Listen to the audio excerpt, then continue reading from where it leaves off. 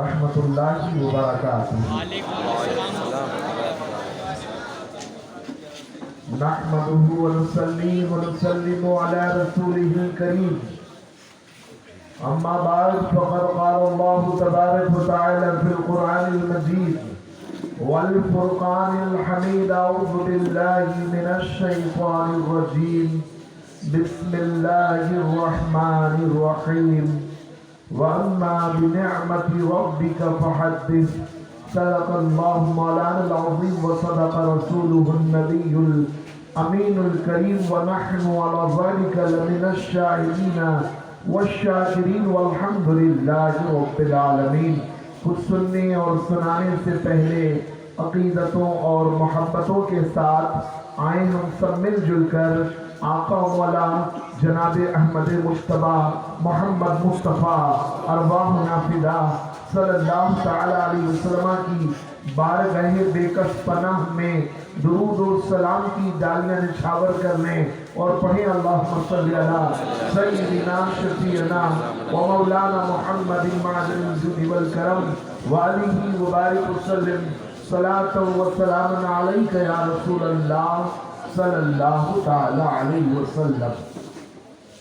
عزیزان گرامی، رفیقان محترم، آج کا یہ دن تاریخ انسانیت میں اپنی نوعیت کا منفرد و بے مثل و بے مثال دن ہے، کیونکہ آج کے دن تشریف لانے والی ذات بے مثل ہے، بے مثال ہے، بزرگ ہے، بزرگ تر ہے، وہ انمول ذات ہے جن کی کوئی مثال نہیں، ان کی ذات سے نسبت کی وجہ سے آج کا یہ دن باعظمت، شرف، رفعت، بلندی والا دن ہے جو اللہ نے ہمیں اور آپ کو عطا کیا ہے۔ خوش نصیب ہیں وہ لوگ جو آج کے دن نبی کی آمد کے موقع پر خوشیاں مناتے ہیں، خوشیوں کا اظہار کرتے ہیں اور عقیدتوں اور محبتوں کا ثبوت فراہم کرتے ہیں، اور آقا و مولا کی بارگاہ میں خراج عقیدت و بلہائے محبت پیش کرنے کا شرف حاصل کرتے ہیں۔ عزیزان گرامی اور رفیقان محترم، اللہ نے ہمیں اور آپ کو محبت رسول کا یہ تم نے قیامت کی کون سی تیاری کی ہے، کتنی تیاری کی ہے؟ کہتے یا رسول اللہ صلی اللہ علیہ وسلم، میرے نام اعمال میں کچھ زیادہ نمازیں نہیں ہیں، میرے کھاتے میں کچھ زیادہ روزے نہیں ہیں، لیکن میں ایک بات بالکل سچے دل سے کہہ رہا ہوں، اور وہ یہ ہے کہ میں آپ سے محبت کرتا ہوں، میں آپ سے رشتہ رکھتا ہوں، میں آپ پر اپنی جان نچھاور کرنے کے لیے تیار رہتا ہوں۔ یا رسول اللہ، میں دل کی گہرائی سے آپ سے محبت کرتا ہوں۔ آقا مولا نے فرمایا المرء مع من احب الیہ، یہ سن کر حضور نے فرمایا گھبرانے کی ضرورت نہیں ہے، پریشان ہونے کی ضرورت نہیں ہے، آدمی کا حشر اسی کے ساتھ ہوگا جس سے وہ دنیا میں پیار کرتا ہوگا، دنیا میں محبت کرتا ہوگا۔ اللہ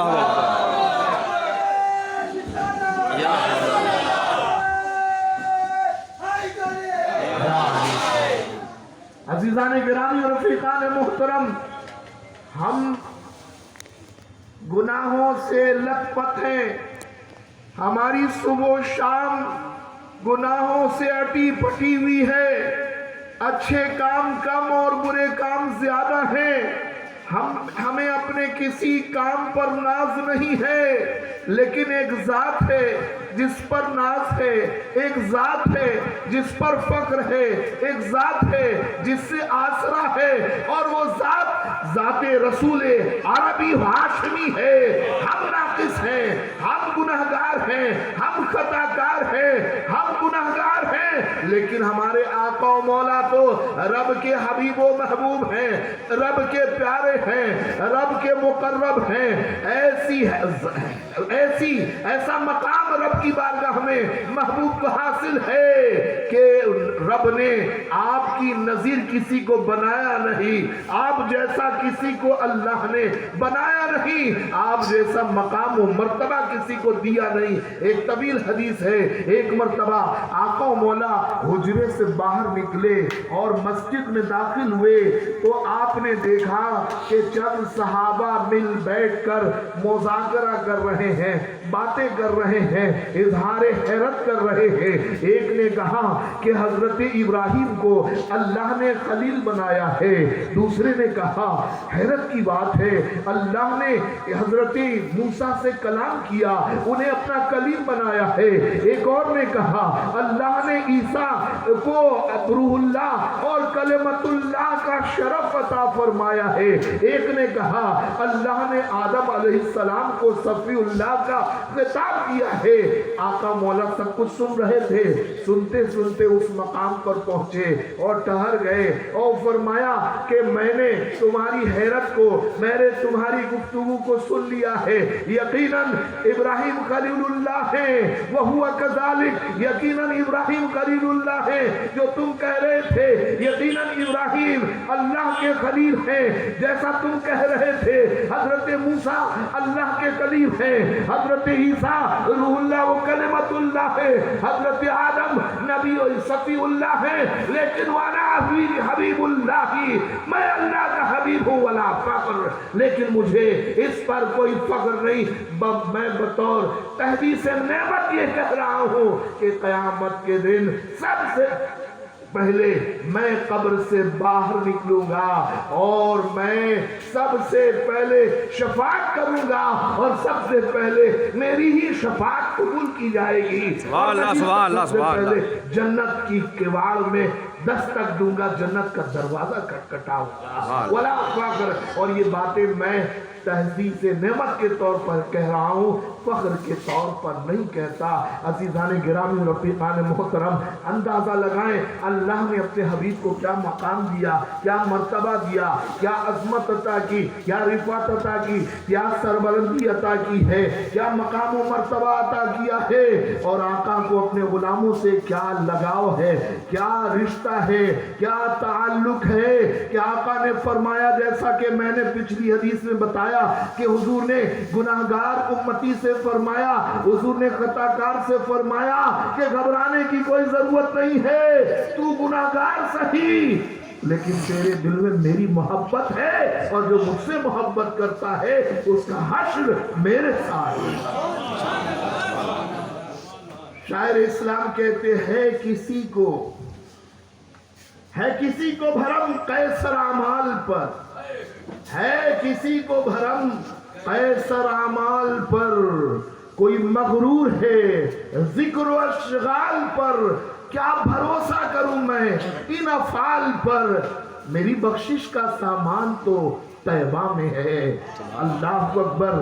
عزیزان گرامی رفیقان محترم، اللہ نے ہمیں اور آپ کو نبی کی محبت کا جذبہ عطا کیا ہے، نبی کی محبت ہمارے دلوں میں پیدا کی ہے، نبی کا رشتہ ہمیں عطا کیا ہے، نبی کی محبت کے جذبات عطا کیے ہیں۔ ہمارے نامہ اعمال میں بہت خوبیاں اور اچھائیاں نہیں ہیں، لیکن یہ وہ وصف ہے، یہ وہ شے ہے، یہ وہ انمول دولت ہے، یہ وہ گراں مایہ سرمایہ ہے کہ انشاءاللہ اسی سرمایہ کی بدولت ہم دنیا میں بھی عزت و شرافت کے اور رفعت و سربلندی کے حقدار ہیں، اور انشاءاللہ کل میدان محشر میں بھی اسی جذبے کی سبب ہم نجات و مغفرت اور جنت میں داخلے کے حقدار ٹھہرائے جائیں گے۔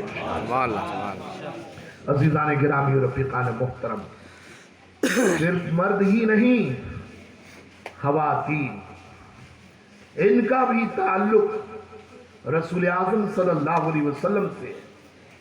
مسلمان وہ ہے جو اللہ کی وحدانیت کے ساتھ رسول اعظم صلی اللہ علیہ وسلم کی رسالت کا اعتراف کرتا ہے۔ تو جہاں مرد اللہ کی وحدانیت کا اعتراف کرتے ہیں وہیں خواتین بھی اللہ کی وحدانیت کا اعتراف کرتی ہیں۔ جہاں مرد نبی پاک صلی اللہ علیہ وسلم کی رسالت کا اعتراف کرتے ہیں، وہیں خواتین بھی نبی اعظم صلی اللہ علیہ وسلم کی ذات مبارکہ کی رسالت کا اعتراف کرتی ہیں۔ جہاں مردوں نے اپنے سینوں کو نبی کی محبت کا مدینہ بنایا ہے، وہی خواتین نے بھی نبی اعظم صلی اللہ علیہ وسلم کی ذات مبارکہ سے محبت کرنے میں کوئی کسر نہ چھوڑی ہے۔ جہاں احادیث مبارکہ میں آپ کو اس بات کا تذکرہ ملتا ہے کہ صحابہ نے اپنی جان رسول اعظم صلی اللہ علیہ وسلم پر نثار کی ہے، وہی یہ مثال بھی آپ کو ملے گی کہ خواتین نے بھی نبی کی محبت کی، وہ نظیر قائم کی کہ صبح قیامت تک ایسے جذبات کہیں اور دیکھنے کو نہ ملیں گے۔ ایک مشہور واقعہ ہے، حدیثوں میں آتا ہے کہ ایک خاتون جب جنگ احد میں یہ خبر آئی، جنگ احد سے، احد کے میدان سے مدینے میں خبر پہنچی کہ نبی پاک صلی اللہ علیہ وسلم شہید کر دیے گئے ہیں۔ اللہ اکبر! نبی پاک صلی اللہ علیہ وسلم کے قتل کی خبر سن کر گویا مسلمانوں پر بجلی گر پڑی تھی، ان کی دنیا تاریک ہو گئی تھی، وہ اب خود کو بے سہارا و بے آسرا سا محسوس کر رہے تھے کہ خاتون نے کہا کسی فیصلے تک پہنچنے میں جلدی نہ کرو، میں میدان سے ہو کر آتی ہوں، میں نبی پاک صلی اللہ علیہ وسلم کے تعلق سے میں خود معلومات حاصل کرتی ہوں۔ چنانچہ وہ خاتون میدان احد کی طرف چل پڑتی ہے۔ اب دیکھیے جنگ ختم ہو گئی ہے، جو شہید ہونے والے تھے وہ شہادت کا شرف حاصل کر چکے تھے، جو زخمی تھے انہیں شہر لایا جا رہا تھا، گھر والے میدان جنگ سے زخمیوں کو گھروں کو لا رہے تھے۔ وہ خاتون آگے جا رہی ہے، چلی جا رہی ہے، ایک صحابی سے ملاقات ہوئی، انہوں نے جب اسے میدان کی طرف جاتے ہوئے دیکھا تو وہ ٹھہر گئے۔ اس خاتون نے ان سے پوچھا کہ اللہ کے رسول صلی اللہ علیہ وسلم کی کیا خبر ہے؟ اللہ اکبر! وہ صحابی کہتے ہیں اللہ کے رسول صلی اللہ علیہ وسلم تو بخیر و عافیت ہے، البتہ تیرے لیے ایک بری خبر ہے کہ میں نے میدان کے فلاں حصے میں تیرے باپ کی لاش گری ہوئی میں نے دیکھی ہے، تیرا باپ شہید ہو گیا ہے۔ اللہ اکبر! باپ کے قتل ہونے کی خبر مل رہی ہے، باپ کی شہادت کی خبر مل رہی ہے، لیکن وہ بے چین نبی کے لیے ہیں کہ نبی کیسے ہیں، نبی کو کوئی نقصان تو نہیں ہوا، نبی کو کوئی تکلیف تو نہیں پہنچی۔ اللہ اکبر! اسی حال میں وہ آگے بڑھتی ہیں، ایک دوسرے صحابی سے ملاقات ہوتی ہے، ان سے بھی نبی کی خیریت معلوم کرتی ہیں۔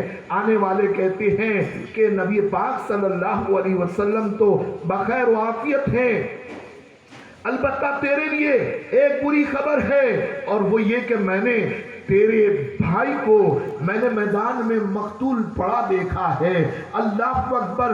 باپ کی مرنے کی، باپ کے قتل کیے جانے کی خبر سنائی گئی، لیکن باپ کے قتل ہونے کا کوئی صدمہ نہیں ہے، بھائی کے قتل کی خبر مل رہی ہے کہ بھائی مارا گیا ہے، لیکن کوئی صدمہ نہیں ہے، ایک صدمہ، ایک غم کھایا جا رہا ہے، کہیں ہمارے نبی تو رخصت نہیں ہو گئے، کہیں ہمارے نبی کے ساتھ کفار و مشرکین نے کوئی انہونی تو نہیں کر دی۔ اللہ اکبر!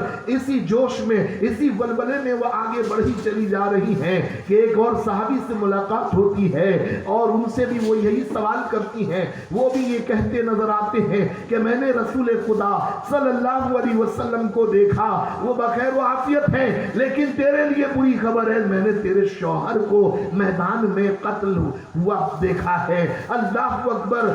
باپ کے مرنے کی خبر، بھائی کے بچھڑنے کی خبر، شوہر کے مارے جانے کی خبر مل رہی ہے، لیکن نبی کی فکر انہیں کھائے جا رہی ہے، نبی کا غم انہیں ستائے جا رہا ہے، نبی کا غم انہیں رلائے جا رہا ہے، اپنوں کی کوئی فکر نہیں ہے۔ اسی حال میں آگے بڑھتی ہے، یہاں تک کہ میدان کے قریب پہنچ جاتی ہے، ایک اور صحابی سے ملاقات ہوتی ہے، ان سے بھی پوچھتی ہے، وہ صحابی کہتے ہیں نبی تو بخیر و عافیت ہے، البتہ تیرے لیے یہ بری خبر ہے کہ کہ میں نے تیرے بیٹے کو پڑا میدان کے فلاں حصے میں پڑا دیکھا ہے، وہ بھی مارا گیا ہے۔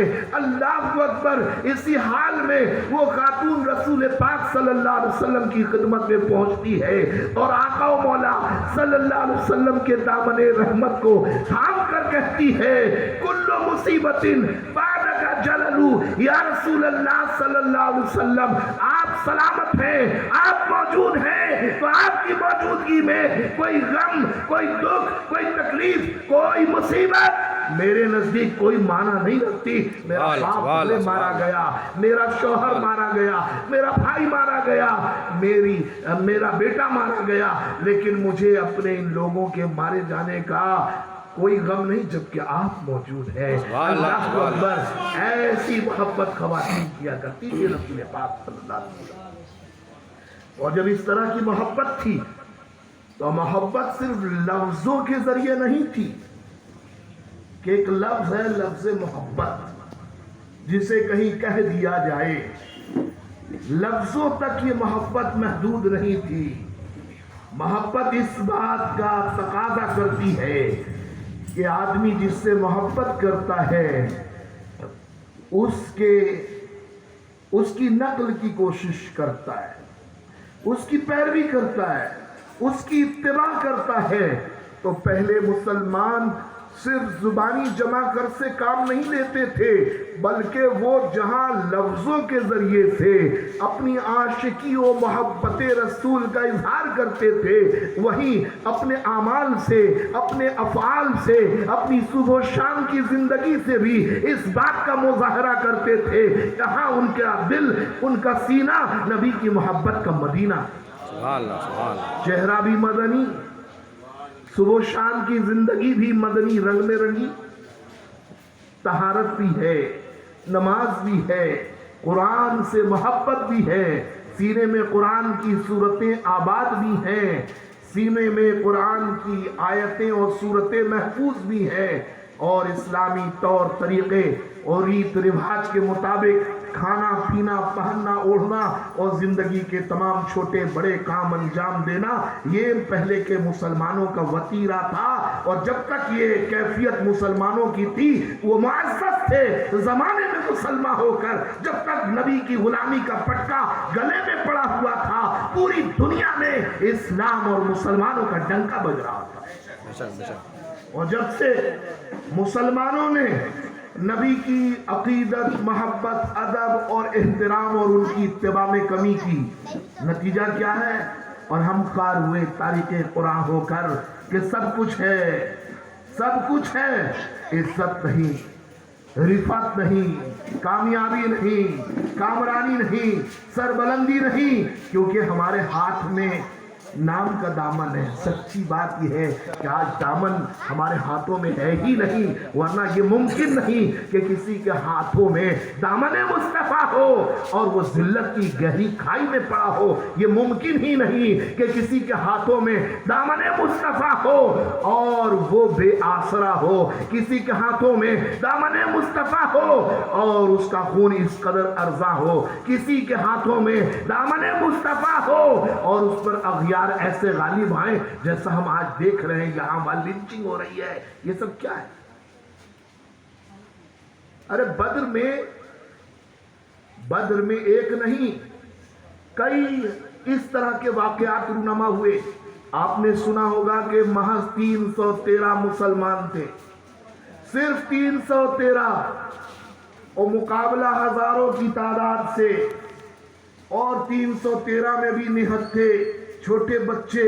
بعض صحابہ کہتے ہیں کہ ابھی ہتھیار سنبھالا ہی تھا، ابھی ہم نے سوچا کہ کچھ ہم ان کے ساتھ مجادلہ کریں، ان سے مقابلہ کریں، ابھی ہم سوچ ہی رہے تھے کہ اچانک ہم نے دیکھا کہ ایک تلوار چلی اور معاملہ صاف۔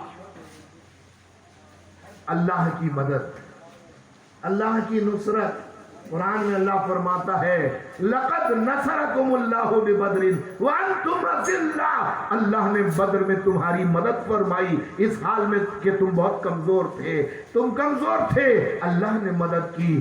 آج بھی ہم کمزور ہیں، اللہ کی مدد ہمیں اور آپ کو کیوں نہیں حاصل ہو پا رہی ہے؟ اس کی وجہ یہ ہے کہ پہلے مسلمان کمزور ضرور تھے جسمانی لحاظ سے، اسباب کے لحاظ سے، مال کے لحاظ سے، تعداد کے لحاظ سے، لیکن ایمان کے لحاظ سے مضبوط، مستحکم اور توانا تھے۔ ایمان تر و تازہ تھا، ایمان جاندار تھا، ایمان مضبوط و مستحکم تھا۔ ایمان کی برکت سے، ایمان کی حرارت کے سبب وہ کامیاب و کامراد تھے۔ اور آج ایمان ہمارا روح بزوال ہوتا نظر آ رہا ہے۔ ہم اور آپ اور سماج کے اکثر افراد بے عملی کے سیلاب میں بہتے نظر آ رہے ہیں، جس کے سبب آج اغیار دن بدن ہم پر حاوی ہوتی جا رہا ہے۔ اور آپ دیکھ رہے ہیں کہیں لنچنگ کے واقعات ہیں، کہیں ہماری بچیوں کا غیر مسلم لڑکوں کے ساتھ بھاگنے اور شادیاں رچانے کے واقعات ہیں، کہیں آپسی اختلافات ہیں، کہیں کوئی اور مسئلہ سر اٹھا رہا ہے۔ وجہ کیا ہے؟ کہ ہم ذات مصطفیٰ سے دور ہو گئے، ذات مصطفیٰ سے دور ہو گئے۔ اگر حضور کی محبت ہوتی تو سچی محبت تقاضا کرتی ہے کہ جو جس سے محبت کرتا ہے اس کی اتباع کرے، اس کی پیروی کرے، اس کے احکام کے مطابق خود کو ڈھالے۔ تو ہمارے پاس سچی محبت نہیں ہے۔ ہمیں سچی محبت کے جذبات کو پروان چڑھانا ہے، اور ذات مصطفیٰ سے ہمیں صرف زبانی طور پر محبت نہیں کرنی، بلکہ ان کے احکام پر عمل کرنا ہے، ان کی سنتوں کو زندگی میں جاری و ساری کرنا ہے، اور اپنے تمام چھوٹے بڑے کاموں کو اس کے مطابق انجام دینا ہے۔ انشاءاللہ ضرور حالات بدلیں گے، ضرور کایا پلٹے گی، اور ضرور حضور کی رحمت سے ہمیں اور آپ کو حصہ ملے گا۔ اور جب حصہ مل جائے گا تو پھر ہم ناکام نہیں بلکہ کامیاب و بامراد ہوں گے انشاءاللہ بہت خوش۔ دیکھیں، آج سے کچھ سالوں پہلے جب فرقہ پرستی کی آگ ہمارے ملک میں اس قدر عام نہیں ہوئی تھی، اور معاشرہ اور سوسائٹی اس قدر زہر آلود نہیں ہوا تھا، تو ہم دیکھتے تھے کہ مسجد کے باہر بڑی تعداد میں جہاں مغرب اور عشاء کے اور عصر کی نماز کے بعد اغیار اپنے بچوں کو دم کرانے کے لا کر کھڑے ہوتے تھے،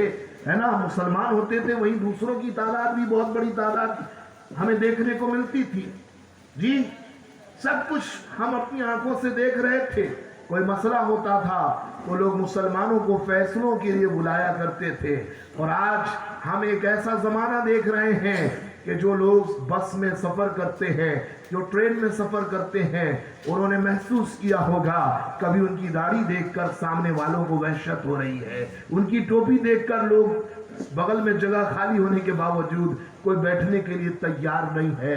ایسا کیوں ہے کہ کل تک وہ ہم سے دم کرانے میں عافیت محسوس کرتے تھے، اپنے ننھے منھے گورے چکنے پیارے بچوں کو ہمارے ہاتھوں سے وہ مسح کرواتے تھے، مسجد کی سیڑھیوں کے نیچے جو گرد و غبار چپل کا ہوتا ہے نا، اسے ہاتھوں میں لگا کر اپنے بچوں کے چہروں پہ پھیرا کرتے تھے۔ ایک وقت وہ تھا، اور آج ایک وقت یہ ہے کہ ہم کہیں سفر کر رہے ہیں تو جگہ بغل میں ہے، گنجائش ہے، بیٹھ سکتے ہیں، لیکن نہیں بیٹھتے۔ کیوں؟ کیونکہ ہماری داڑھی سے ان کو خطرہ محسوس ہو رہا ہے، ہماری ٹوپی سے انہیں خطرہ محسوس ہو رہا ہے، ہم سے ان کو خطرہ محسوس ہو رہا ہے، ہمیں وہ اچھی نگاہ سے نہیں دیکھ رہے۔ آخر ایسا کیوں ہے؟ کیوں ہے؟ کیونکہ ہمارا اخلاق، ہمارا کردار، ہماری تہذیب، ہمارا طریقہ کار، ہماری زندگی گزارنے کا طور طریقہ، یہ سب کچھ اتھل پھتل کا شکار ہو کر رہ گیا ہے۔ ہمیں اصلاح کرنی ہے، اپنے حالات کو بدلنا ہے، خود کو بدلیں گے، مصطفیٰ جان رحمت کی رنگ میں خود کو رنگیں گے، اور مدنی تہذیب کو اپنائیں گے، مدنی تہذیب کے رنگ میں رنگ کر اپنی زندگی کو انشاءاللہ سنواریں گے، تو پھر سے ہمیں وہ رفعت، پھر سے ہمیں وہ عزت، پھر سے ہمیں وہی کامیابی نصیب ہوگی انشاءاللہ، اور دوریاں پٹ جائیں گی، دوریاں مٹ جائیں گی، اور قربتیں پھر بڑھیں گی۔ پہلے علماء کو دیکھ کر، واعظین کے ذریعے، واعظین اور دعات کے ذریعے لوگوں نے ایمان اور اسلام کا کلمہ نہیں پڑھا۔ ایسا نہیں تھا کہ مسلمان جا کر کسی محلہ میں محنت کر رہے ہیں، یا کسی مولوی صاحب نے جا کر کسی غیر مسلم محلہ میں مکتب قائم کر دیا، یا کسی مفتی صاحب نے جا کر غیر مسلموں کو فتویٰ سنا دیا اور ان کے فتوے کو سن کر، یا کسی مولوی کی پڑھانے کی کو دیکھ کر کوئی ایمان لایا ہو. مسلمان کا اخلاق دیکھا، مسلمان کی زندگی دیکھی، مسلمان کا کردار دیکھا، اخلاق دیکھ کر، کردار دیکھ کر، تہذیب دیکھ کر لوگوں نے اثر لیا اور انہوں نے سبق لیا کہ جب یہ ایک عام مسلمان اتنا اچھا ہے، اتنا سچا ہے، اتنا پاکیزہ ہے، تو اس کا مذہب کتنا اچھا، کتنا سچا، کتنا پاکیزہ اور کتنا عرفہ و اعلیٰ ہوگا. اللہ کو اکبر دیکھنے والوں نے جب اس اینگل سے دیکھا تو بے ساکھ تھا وہ کلمہ طیبہ لا الہ الا اللہ محمد رسول اللہ پکار اٹھے اور کلمہ پڑھ کر دامن اسلام میں وہ بھی داخل ہو گئے. آج بھی یورپ میں لوگ مسلمان ہو رہے ہیں، مسلمانوں کو دیکھ کر نہیں، اسلامی کتابوں کو پڑھ کر ہیں. تو ہمیں خود کو ویسا بنانا ہوگا اور خود کو بدلنا ہوگا. اپنی اصلاح کے ساتھ آنے والی اس نسلوں کی ہمیں تعمیر کرنی ہوگی. مسئلہ صرف ہم تک نہیں ہے کہ ہم سدھر گئے، مسئلہ حل ہو گیا، نہیں.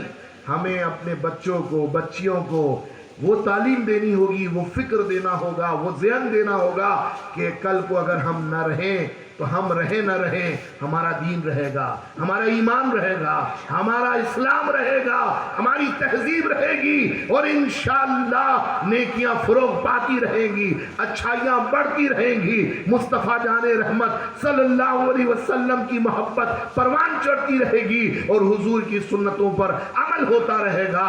اگر ہم نے آج محنت کی، کوشش کی، تو اس کے نتائج آنے والے وقتوں میں ہمیں دیکھنے کو ملیں گے. اور اللہ نہ کرے اگر ہم نے غفلت کی چادر تان کر، ہم نے نیند کی آغوش میں ہم اگر چلے جاتے ہیں تو نتیجہ کیا ہوگا کہ آج اگر ہم حاجی بھی ہیں، نمازی بھی ہیں، جب ہم دنیا سے چلے جائیں گے تو جانے کے چند دنوں، چند مہینوں، چند سالوں کے بعد کایا پلٹے گی. پھر یہی ہوگا کہ ہمارا بیٹا کسی کے ساتھ، ہماری بیٹی کسی کے ساتھ، اور پھر چند ہی مہینوں، چند ہی سالوں میں نہ کوئی نام لینے والا رہے گا اور گھر کا ناک نقشہ سب کچھ بدل کر رہ جائے گا.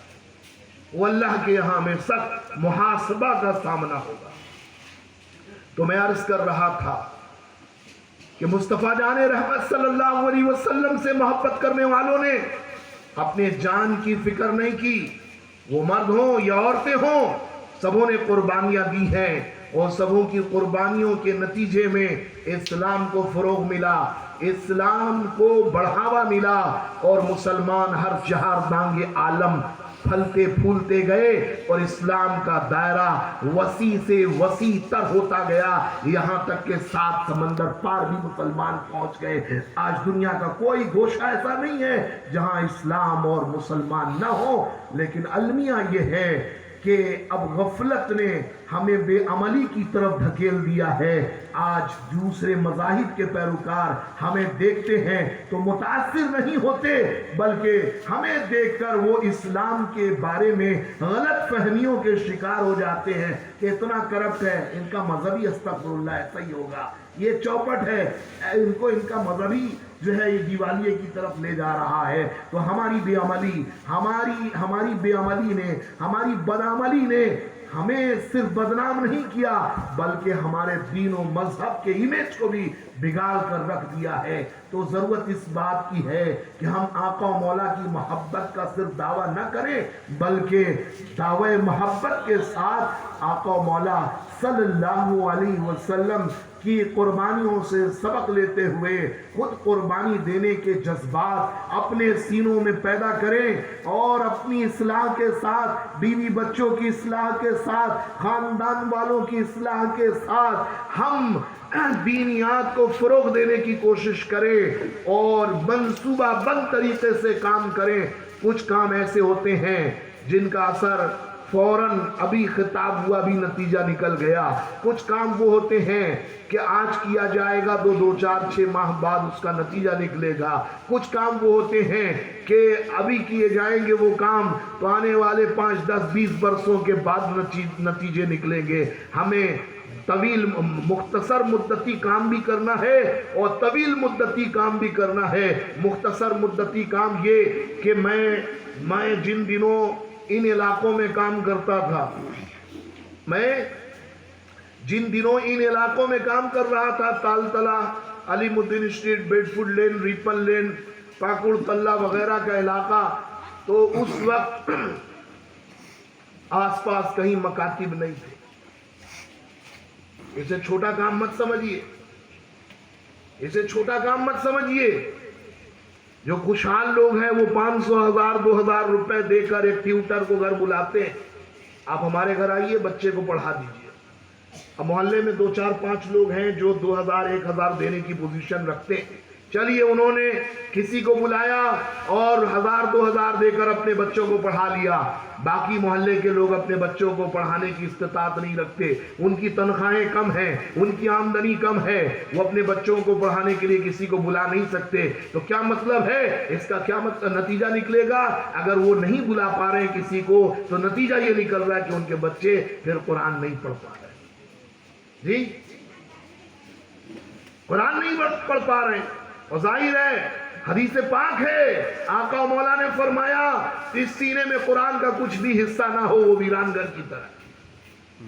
اب وہ بچے جو قرآن جنہوں نے نہیں پڑھا، جنہوں نے طہارت نہیں سیکھی، جنہوں نے نماز نہیں سیکھی، جنہوں نے اسلام کی کوئی بات نہیں سیکھی، جب وہ بڑے ہوں گے تو اسلام اور ایمان کا کون سا کام وہ انجام دیں گے؟ بتائیے کون سا کام انجام دیں گے؟ ہم نے دیکھا اپنے بچپن میں 43 سال عمر ہو رہی ہے، جب 7 8 سال کے تھے ہمارے دادا کا انتقال ہوا، تو مجھے یاد آتی ہے بات کہ پوری مسجد چہارم کے دن اور 40ویں کے دن قرآن پڑھنے والوں سے بھری ہوئی تھی. اور آج جب میں دیکھتا ہوں، جب اعلان ہوتا ہے قبرستان میں کہ فلاں دن تیجا یا چہارم ہے، سبوں سے شرکت کی اپیل ہے، تو اب میں یہاں تالتلہ میں جگہ کم ہونے کی وجہ سے میں توپسیہ میں رہ رہا ہوں. تو ایسا ہوا کئی بار کہ میں 10:30 بجے 11 بجے کے قریب پہنچا تو میں نے مؤذن صاحب کو دیکھا مسجد میں اکیلے بیٹھے ہوئے ہیں. تو میں نے اندر داخل ہوتی افسوس کا اظہار کیا کہ لگتا ہے مجھے بہت لیٹ ہو گیا. سب لوگ چلے گئے تو مؤذن صاحب نے کہا ارے بھائی 9 بجے سے تو ہم اکیلے بیٹھے، ابھی تک کوئی آیا ہی نہیں ہے. استغفر اللہ ربی من کل ذنب واتوب الیہ. تو دیکھیے پہلے ہم نے دیکھا، آپ لوگوں نے بھی دیکھا ہوگا کہ پورا گھر پورا محلہ پڑھ رہا ہے، اور آج ٹھیکے پہ بلایا جاتا ہے. کچھ لوگوں کو لے آئیے گا، اپنے گھر اور محلے کا کوئی نہیں. اور برے دن دیکھنے پڑیں گے اللہ نہ کرے اگر ہماری غفلت یہی رہی تو بچوں کی تعلیم بہت اہمیت رکھتی ہے. اسی طرح جو جوان لڑکے یا لڑکیاں ہیں ان کی رہنمائی کے لیے مجالس کا انعقاد، گاہے بگاہے ذہن سازی کے لیے بھی محفلیں منعقد ہونی چاہیے. لوگ ہیں، ذہن ہے، فکر ہے، ادھر ادھر سے باتیں سنتے ہیں، وقت رہتے اگر انہیں صحیح بات نہ بتائی گئی اور کنفیوژنز کو اور غلط تھنک کو اور شکوک و شبہات کو دور نہیں کیا گیا تو بہت سے بچے اور بچیاں ہمارے گھر میں پلتے بڑھتے ہیں لیکن ان کی فکر اسلامی نہیں ہوتی، وہ اسلام سے کنفیوز ہوتے ہیں اور بسا اوقات کفریہ کلمات بھی بولتے ہیں. تو گناہگار کون ہے؟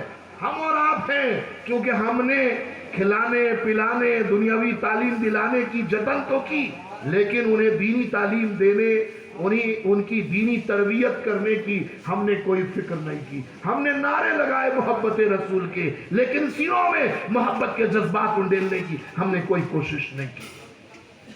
تو میں عرض یہ کر رہا تھا کہ ایک وقت تھا جب ہم نے بڑا ٹائم دیا لیکن اس پورے علاقے میں ہمیں کوئی کامیابی نہیں ملی، اور پھر حالات سے مایوس ہو کر میں توپسیہ گیا، اور وہاں جانے کے بعد وہاں اہل سنت و جماعت کی سب سے بڑی مسجد کا امام ہوں میں. اور جو لوگ آتے جاتے ہیں ان سے پوچھئے گا کتنی بھیڑ ہوتی ہے. یہاں بڑے یہاں جتنے لوگ ابھی بیٹھے ہیں نا اس جلسے میں، اس کے لیے آپ نے شامیانہ لگایا، اس کے لیے کتنی تیاری کی. اور یہ تو مغرب کے بیان میں میرے روز لوگ بیٹھتے ہیں جی. لاک ڈاؤن نہیں ہوا تھا کورونا کا, اس سے زیادہ روز لوگ میرا بیان 15 منٹ 10 منٹ کے لیے لوگ بیٹھتے تھے. اور ہم نے 2 جگہ مکاتب قائم کیے, اور ابھی 95 گرام میں کرنے والے تھے کہ لاک ڈاؤن ہو گیا, تو 2 جگہ کر چکے آلریڈی, تیسری جگہ کی تیاری ہے. مٹیا برج میں کیا ہے 4 جگہ, تو اپنی بساط پر جو ہو پا رہا ہے کیا جا رہا ہے. بچوں کی تعلیم, جوانوں کی رہنمائی کے لیے مراکز, اور بڑی عمر کے لوگوں کے لیے بھی تعلیم و تربیت کا ادارہ ہونا چاہیے. تبھی جا کر ذہن سازی ہو سکے گی, تبھی وقت رہتے ہم لڑکے لڑکیوں کی اصلاح کے ساتھ ان کی صحیح رہنمائی کر سکیں گے, تبھی ہم انہیں بے راہ روی کے راستے سے روک پائیں گے. اور انشاءاللہ اگر ہم ایسا کرنے میں کامیاب ہو گئے تو دنیا میں بھی ہم کامیاب و کامرا رہیں گے, اور انشاءاللہ آخرت میں بھی سرخرو ہوں گے. ایک مرتبہ حضرت علی کرم اللہ وجہ الکریم کو حضور آقا علیہ الصلوۃ والسلام نے جنگ میں لشکر کا سردار اور آپ نے انہیں رہنما مقرر و متعین فرمایا. مولا کائنات جب محاذ پہ جانے لگے تو جاتے جاتے آپ نے آقا مولا صلی اللہ علیہ وسلم سے پوچھا, یا رسول اللہ صلی اللہ علیہ وسلم میں کیسے واپس آؤں؟ مطلب یہ تھا کہ کیا میں خزانے کے ساتھ آؤں؟ تو آقا نے فرمایا کہ سرخ اونٹوں کو ہیرے جواہرات سے لاد کر آنے کے بجائے اگر تمہاری کوشش سے 2 چند لوگ بھی ہدایت پا گئے تو میرے نزدیک یہ بات اس سے بہتر ہے کہ تم سونے اور ہیرے اور جواہرات لے کر میرے پاس آؤ. اس سے بہتر یہ ہے کہ تم اپنی کوشش سے اس بستی اور علاقے کے لوگوں کو ہدایت کا پیغام وہاں پہنچا کر دین اور ایمان سے ان کا رشتہ جوڑ کر تم یہاں آؤ. آج ہم دولت ہی کو سب کچھ سمجھ رہے ہیں.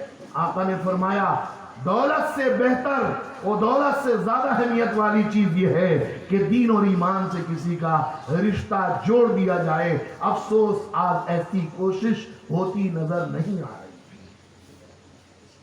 کوئی پاک نہیں رہتا, ہمیں فکر نہیں. کوئی نماز نہیں پڑھتا, ہمیں فکر نہیں. کوئی گالیاں بکتا ہے, ہمیں فکر نہیں. کوئی گانا گا رہا ہے, ہمیں فکر نہیں. کوئی گانجا پی رہا ہے, ہمیں فکر نہیں. کوئی شراب نوشی کر رہا ہے, ہمیں فکر نہیں.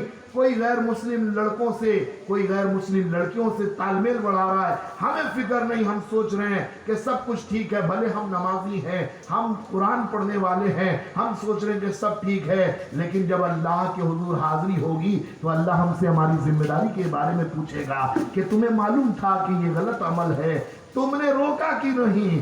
اگر تم طاقت نہیں رکھتے تھے تو کم سے کم حکمت کے ساتھ سچی بات پہنچا تو دیتے. ہو سکتا ہے کہ سچی بات سن کر سارے لوگ نہ صحیح 2-4 لوگ مان لیتے. اس وقت کیا جواب ہوگا؟ ہم دنیا میں واپس آنے والے نہیں ہیں. اس وقت کوئی جواب نہیں ہو پائے گا. تو اللہ نے ہمیں اور آپ کو جو موقع دیا ہے, اس موقع کا ہم سب کو فائدہ اٹھانے کی کوشش کرنی چاہیے. آپ نے مجھ سے پیشتر ایک نہایت ہی مدلل اور نہایت ہی ولولہ انگیز خطاب سنا, جس میں آپ نے سنا کہ دین اور اسلام بڑی قربانیاں دے کر پروان چڑھایا گیا ہے. تو ہمیں ماضی کو دیکھنا ہے, ہمیں تاریخ کو سمجھنا ہے, اور وہی جوش و جذبہ اپنے سینوں میں پیدا کرنا ہے. اور دین و ایمان کے فروغ کے لیے ہم سب لوگوں کو کچھ نہ کچھ قربانی ضرور دینی ہے. جب ہم محنت کریں گے, کوشش کریں گے, تو قرآن میں اللہ کا وعدہ ہے وَالَّذِينَ جَاهَدُوا فِينَا لَنَهْدِيَنَّهُمْ سُبُلَنَا. اللہ فرماتا ہے ہماری راہ میں جو کوشش کرتے ہیں, اللہ فرماتا ہے کہ ہم انہیں راہ دے دیتے ہیں. تو اگر ہم محنت کریں گے انشاءاللہ انقلاب دیر سویر ضرور رونما ہوگا, اور لوگ برائی کے دلدل سے نکل کر نیکیوں کی طرف, ایمان کی طرف, اسلام کی طرف, اچھائی کی طرف, سچائی کی طرف, جنت کی طرف, آقا و مولا کی طرف ضرور آئیں گے انشاءاللہ. ہمیں کوشش کرنی ہے. اب دیکھیے ایسا ہے کہ گزشتہ رات جاگ کر فجر کی نماز کے بعد مسلسل ایک کے بعد ایک سرگرمیوں میں مصروف رہ کر اور پورا دن ایک طرح سے ادھر ادھر ربیع النور شریف کی بابرکت دن میں میلاد پاک میں ادھر ادھر شریک ہونے میں اور جگہ جگہ بولنے میں ہے نا گزرا، تو ایک طرح سے بدن ایک ٹوٹ چکا ہے۔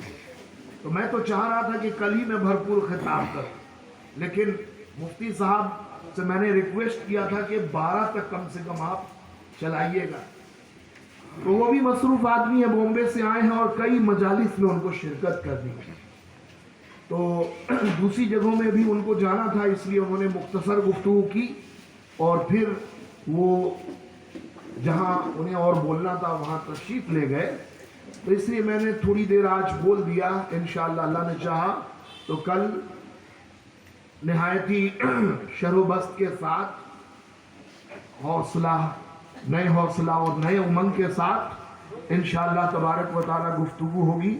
بس میری ایک گزارش ہے کہ مائک آواز کچھ کھینچ رہی ہے، اس کا انتظام پہلے کر لیجئے گا، کیونکہ ہم لوگ روز بولتے ہیں، اگر اس طرح کے حالات کا سامنا ہونا تو بہت بہت مشکل ہو جاتا ہے، آواز پھنس گئی تو کم سے کم 3-4 دن اسے صحیح ہونے میں لگتے ہیں کم سے کم، تو اس کا تھوڑا سا ٹھیک بنے اہتمام کر لیں گے، باقی سب ٹھیک ہے انشاءاللہ تبارک و تعالی۔ آئندہ کل کی رات بھی خطاب ہوگا، محفل ہوگی، مجلس ہوگی، دین و ایمان کی باتیں ہوں گی، رحمت للعالمین صلی اللہ علیہ وسلم کے فضائل و مناقب بیان کیے جائیں گے، اور آپ صلی اللہ علیہ وسلم کی تعلیمات کا تذکرہ ہوگا، اور سماج میں نیکیوں کو پروان چڑھانے کے جذبات پھونکنے کی کوششیں ہوں گی، اور سماج میں پائی جانے والی برائیوں کے سد باب کی بھی تدبیریں ہوں گی۔ تو اس لیے میری گزارش ہے کہ آپ سب لوگ آج ہی کی طرح بلکہ آج سے بڑھ کر انشاءاللہ کل تشریف لانے کی کوشش کریں گے، اور خصوصیت